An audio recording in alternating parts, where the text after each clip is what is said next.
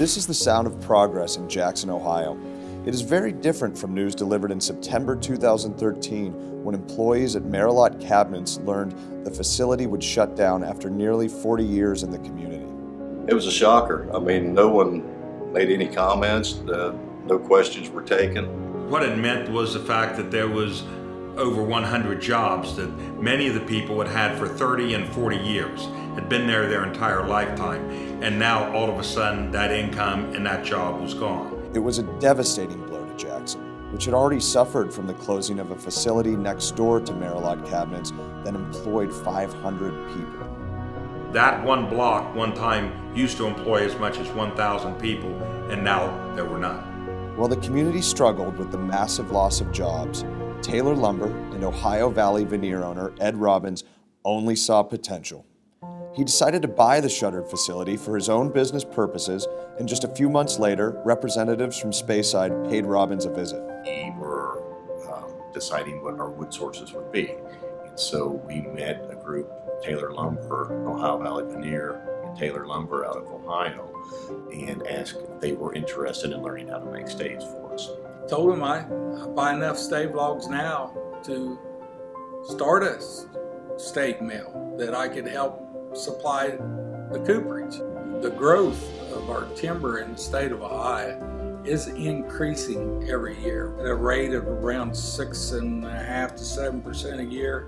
We're only cutting about a 3%. The demand for barrels grew so much that the Scotland-based cooperage decided to build their own facility. Speyside had already planned to put their cooperage in Kentucky, widely considered home of the bourbon industry. But while visiting his recently purchased site, Robbins continued to sell Ohio. But I kept telling them, you need to talk to Jobs Ohio. You need to talk. They will help you. And sure enough, they did. We started meeting some people from Ohio, the Jobs Ohio folks, APEG folks. The more we met people, it slowly started to make sense to us. It's a first not only for the APEG region, but for Ohio to be directly supporting internationally the bourbon market. 18 months later, after successfully partnering with Jobs Ohio and APEG, Speyside's operating cooperage in Jackson is thriving. It is now considered one of the largest cooperages in America and is an asset to the community and to the state. In Ohio, and specifically the APEG region, timber is a growth industry.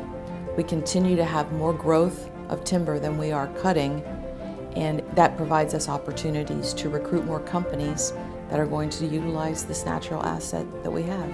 The fact that people can drive down there and they see steam and they see cars going in and out, they see trucks going in and out. It was very exciting that someone believed in our community. When other people were leaving, these people said, "We believe in you." Within 4 months, Speyside had hit the production targets that they had allotted for their first year of operation, and have already made the announcement that they are adding people and adding machinery and equipment to increase production.